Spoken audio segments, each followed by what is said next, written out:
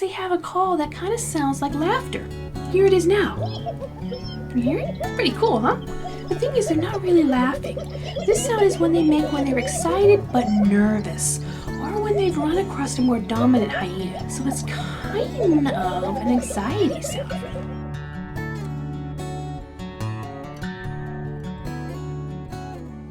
Hello everyone, welcome to Nature Explorers. My name is Darcy and I'm here from the Danbury Public Library. Today I'd like to introduce you to one of my favorite animals in the whole world, hyenas. Hyenas are feliform carnivore mammals. That's quite a mouthful, isn't it? Yeah. So let's break that down a bit so we can understand a little bit more about these amazing animals. So first off, we have feliform, which is related to the word feline. Do you know what a feline is? If you have one of these creatures living in your house, then you live with a feline. A creature who is feliform is one that is cat-like. So cats are feliform, but so are mongooses, viverets, and hyenas. But if you have a dog living with you, like I do, here's my dog here, Ruby, your furry friend is a caniform. That means dog-like. Now the next bit in that big phrase is carnivore. So I want you to do something for me quick. I want you to feel your teeth with your tongue. Kind of run your tongue over your teeth, the front and the back. So let's see, the ones in the front, what do they feel like? They feel a little sharp, right? Yeah. And how about the ones in the back? Huh? I bet they feel kind of flat, don't they? Well, the reason for that is because we're what are known as omnivores. It means we can eat just about anything. We use our sharp teeth in the front to bite things and rip things up. So like if we're eating a sandwich, we take a bite out of the sandwich, or we're eating some corn on the cob, or a pickle, or a candy bar. We bite it off with our front teeth, which have that nice sharp, almost kind of like a shovel shape. And then our tongue pushes it towards the teeth in the back, which are flat, right? Yeah, flat teeth. And what those flat teeth do is they grind. And they grind everything up nice and mushy, and then we can swallow it down. So that's why we have those two different types of teeth. One's to bite and rip, also one's to flatten things out. But carnivores, they have different shaped teeth. I don't have a replica of a hyena skull to share, but I do have a replica of a bobcat. And this guy here? Yeah, he's also a carnivore. And as we're going to see, if we open up his mouth a little bit, he has sharp teeth in the front, kind of like we do, that are almost little shovel-shaped. These little guys here. And he has big, huge canines with these really sharp ones. But the main difference is his back teeth. Can you see those? They're very sharp, aren't they? Yeah, they're not flat at all like ours. Ours are very flat. But this guy, he has sharp molars, which are what your back teeth are called. No flats at all. That's because carnivores are meat eaters. So they use these nice sharp teeth to go ahead and bite something, and then they kind of rip it up and swallow big chunks of it down. And almost meat exclusively. Sometimes they'll eat some other plants too, like maybe berries and stuff. But for the most part, carnivores are pure meat eaters. So the last bit in that big description is mammal. So mammals are animals that have fur, give birth to live babies, they don't lay eggs, and they feed their babies milk. So we're mammals. We have fur, our hair on our heads, and then we have hair on our arms and our legs. And when we have babies, you're born alive, right? Yeah, you don't come out of an egg, right? No. When you're a little baby, you live off of milk and formula. And then when you get bigger, that's when you start eating food. So hyenas are feliform carnivore mammals, which means cat-like meat eaters who are covered in fur. Hyenas are members of the Hyenidae family. There are only 4 species of hyena living today. This makes Hyenidae family the 5th smallest family of meat eaters out there, and one of the smallest classes of animals among mammals. Now the thing is, despite there not being a lot of diversity among hyenas are actually very important species to the African ecosystems. Not only are they hunters that helps to thin out large populations of animals that might get out of control and make it harder for other animals to eat, they're also scavengers. They're willing to gobble up the remains that other animals leave behind from their hunts. They're kind of like nature's cleanup crew. Hyenas have a powerful bite. Their bite force is measured at 1,100 pounds per square inch. That's impressive. They're listed as having one of the top 10 strongest jaws on the planet, along with saltwater crocodiles, which have a 3,700 pounds per square inch bite, hippopotamuses, which have a 1,800 pounds per square inch, polar bears, which have a 1,200 pounds per square inch, and the Bengal tiger, which has 1,050 pounds per square inch. So yes, a hyena's bite, especially the big ones we're going to talk about, the largest hyenas, they have a stronger bite force than a Bengal tiger. And a tiger is a very big animal, much bigger than a hyena. That's because the hyenas have extremely powerful muscles in those big jaws of theirs, and a nice sagittal crest that those muscles can attach to, which means a good, strong, sturdy bite. In fact, these jaws are so powerful, it allows them to snap bones in half like as if they were twigs. Because of this, hyenas can eat all parts of an animal, including the bones themselves. Hyenas are simply amazing, aren't they? So as I said, there are 4 living species of hyena, and they're all found in Africa. The largest of these species is the most well known, and if you're familiar with The Lion King, you're familiar with these guys. Shenzi, Banzai, and Ed are this type of hyena. They're spotted hyenas. Spotted hyenas are 4 to 6 feet in length and stand up to 2.5 feet in height from their shoulder to the ground. They can weigh anywhere between 88 to 190 pounds. Wow, right? Unlike other species of hyena, the female spotted hyenas are actually larger than the male spotted hyenas by about 10%. These guys are also known as laughing hyenas because they have a call that kind of sounds like laughter. Here it is now. Can you hear it? It's pretty cool, huh? The thing is, they're not really laughing. This sound is when they make when they're excited but nervous, or when they've run across a more dominant hyena. So it's kind of an anxiety sound for them. Spotted hyenas are also the most vocal of the hyenas. They can make an additional 10 variations of sounds, including things like growlings and barkings and yips. Spotted hyenas are fast. They can run up to 37 miles per hour. Meanwhile, the fastest human on Earth can run up to 28 miles per hour. So we cannot run a hyena. Nope, certainly not the spotted ones. Spotted hyenas are very social animals. In fact, they're the most social out of all the hyenas. They form groups called clans that can reach between 6 to 100 members. They're also group hunters. This allows them to take down much larger animals like wildebeest. Our next species of hyena is the brown hyena, and they're the second largest. They range from 4 to 5 feet in length and weigh 75 to 160 pounds. Brown hyenas live in scrublands, savannas, grasslands, and semi-deserts that are found in southern Africa. They venture further into deserts than other hyenas do. Brown hyenas, though, they do not hunt in groups like spotted hyenas. This means they tend to go after smaller animals. Since there's only 1, maybe 2 at the most hunting together, they can't take down something that's much bigger than themselves, so they have to get stuff that's a little closer to their own size.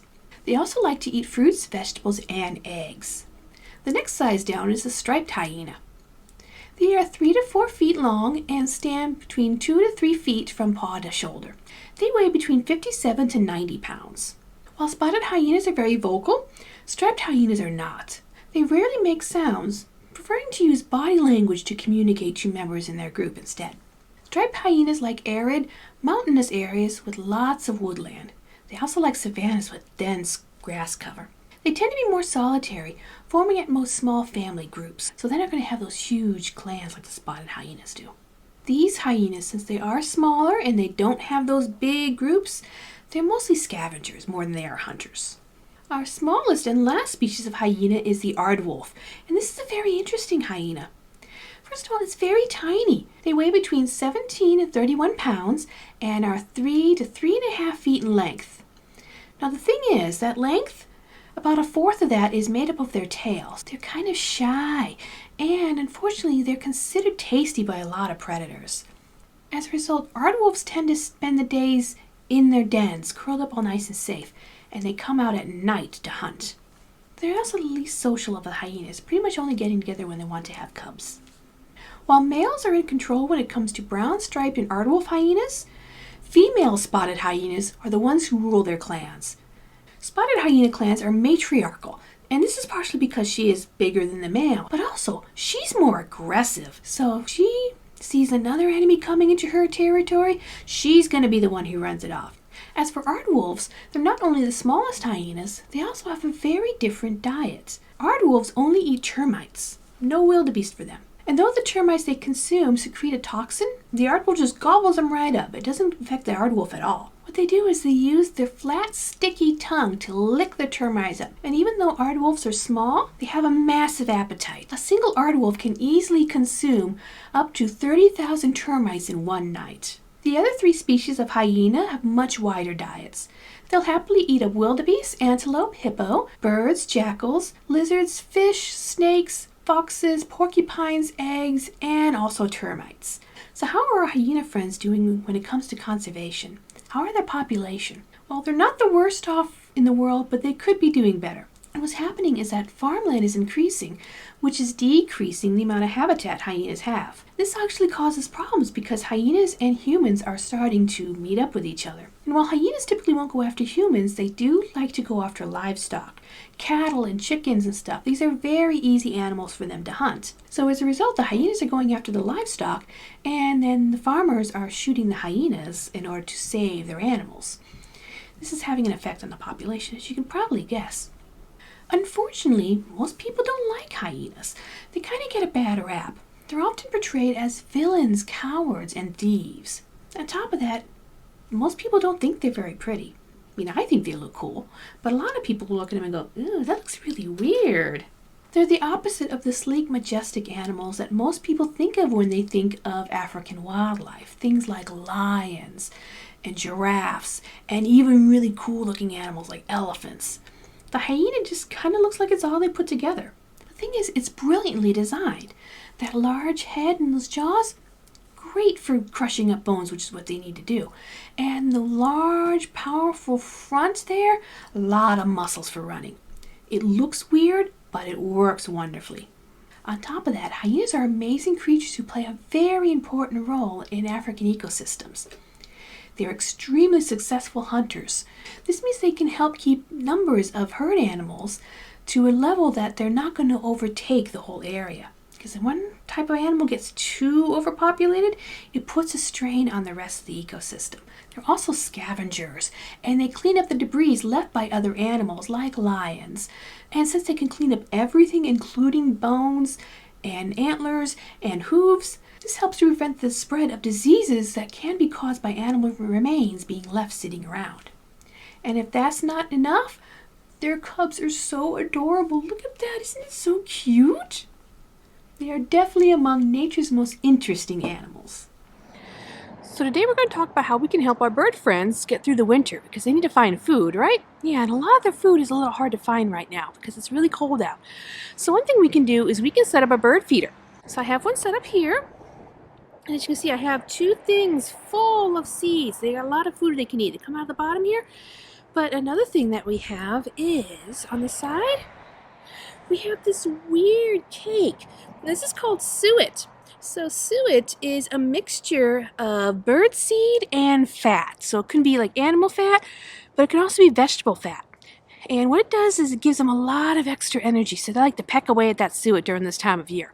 So one thing we need to remember about suet is it does have that fat in it, and that is actually very attractive to other animals, so things like bears especially. So this is a good time of year to put out suet because our bears, they're actually in the middle of their sleeping time, their torpor, so they're all curled up in their dens and they're not going to be attracted to the suet. It's best to use suet during the colder months, so from December to March is a good time for that. It gives the birds all the extra energy they need, and it's not going to attract bears because they're sleeping. So what I'm going to do today is I'm going to show you how you can make a bird feeder using some bird seed, pine cones, and peanut butter. So we're going to go right inside. So now that we're back inside, let's make a tasty treat that's going to help our bird friends out this winter. What we need is a plate so we don't make a big mess. We're going to need some string, scissors to cut our string with, a knife and a spoon, peanut butter, or if you're like me and you're allergic to peanuts, you can use SunButter, that'll work too, some bird seed, and a pine cone. So with the pine cones, it's best to get ones that you can find outside because if we find them in stores, they usually are dyed or they might have scent put on them, and that can actually hurt our bird friends. So we want something that's been outside. So what we're going to do is we're going to open up our either peanut butter or SunButter, and now we're going to put our pine cone in the middle of the plate here, grab our knife, and I'm going to mix this up because sometimes it separates. And once we've got it all mixed up, we're going to start putting some all over this pine cone. It's going to get messy. It's fun when it's messy, isn't it? Yeah. So we're going to coat our pine cone, all these little pieces that are sticking out, we're going to coat those with our yummy nut butter or SunButter. And you know, I just thought of something because this is going to get really messy. I think what I'm going to do is I'm going to tie my string around it first. So I've cut off a chunk of my string and I'm going to tie it around the middle here.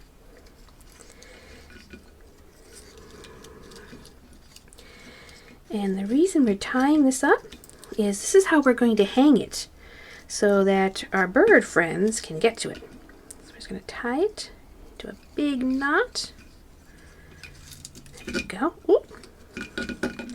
And we're going to do one more little knot. There we go. So now I'm going to leave some hanging here so that when I go outside, I can tie it to a branch. So we're going to do that. They can spin around, they can land on there, and they can chew and eat all those nuts up. So now that my string's up here, I'm going to continue putting my sticky stuff all over my pine cone. So why are we putting the sticky stuff all over here, huh? The SunButter or the peanut butter? Well, we're doing this because this is what's going to make our seeds stick. And it's perfectly okay for our birds to eat this stuff because it is made out of nuts and seeds, which they like. And it's going to hold all the food that they enjoy right on to the pine cone. And it's going to get all over your fingers too. But that's okay. That's what soap's for. So I've got my pine cone all nice and covered with sticky butter. So now that that's all set, I'm going to stick my SunButter aside. And now I'm going to grab my seeds. And what I'm going to do next is I'm going to use my spoon to put all these seeds all over this. Look at that. Oops. Like I said, what's going to happen is the seeds are going to start sticking. Can you see? They're sticking to that peanut butter. We're going to get a little bit more seeds.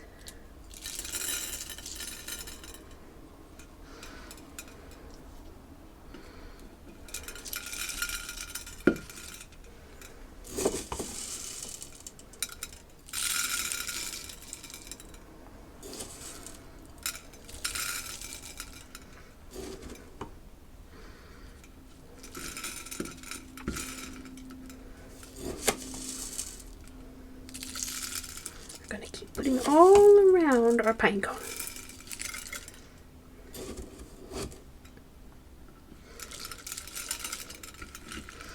And I'm going to put it up like that so I can get some from the top too.